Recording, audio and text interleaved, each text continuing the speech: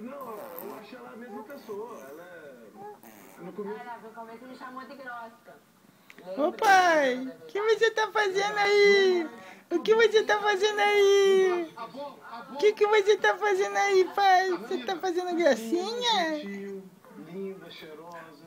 Cheirosa? Como é que você sabe? Você, Bom, vamos lá. Moçada, é o seguinte... Você tá fazendo gracinha, pai? Eu vou encerrar a votação. Você tá fazendo gracinha? Quando voltar, vai ser para anunciar a eliminação. Hein? Essa é a ideia Isso desse linda, jogo. né, minha mãe? Muito Haja linda. alguma coisa... Você tá fazendo gracinha? Se você ficar, se você sair...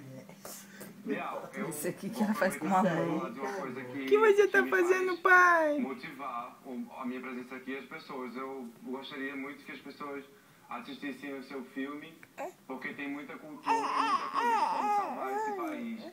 E depois do seu filme eu fiquei reenergizado, eu fiz uma performance. A cultura que entrou... O que você tá fazendo? Eu tô seguro pra ficar... Você tá fazendo gracinha? Em todo lugar onde eu estiver. Obrigado, Mário. Fofo da sua parte. Marcelão, e você? Bom, Biel, assim, eu sou motivado a desafios. Esse é o maior desafio da minha vida e é a maior oportunidade da minha vida. Então, eu tenho a sensação de dever cumprido. Eu fui eu o tempo todo aqui. Ai, que vergonha, pai. Eu não me arrependo. Ai, que vergonha, pai. Ai, que vergonha que eu tenho, pai. Ai, que vergonha, pai. Guarda um kit. Então,